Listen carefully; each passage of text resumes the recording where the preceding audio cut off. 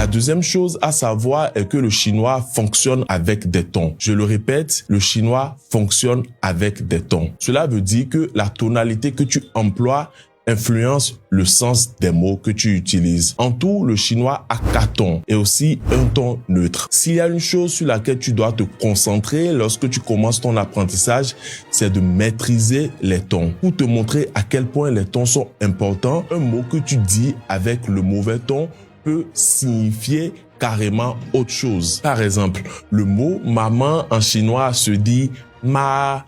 Si au lieu de dire ma, tu dis ma, tu viens de dire le mot cheval au lieu de dire le mot maman. Et lorsque tu utilises ce mot dans une phrase et que tu dis ma laïla, ça veut dire que le cheval est venu, alors qu'à la base tu voulais dire ma laïla. Maman est venue. Rien qu'avec cet exemple, tu vois à quel point les tons peuvent être sensibles en chinois.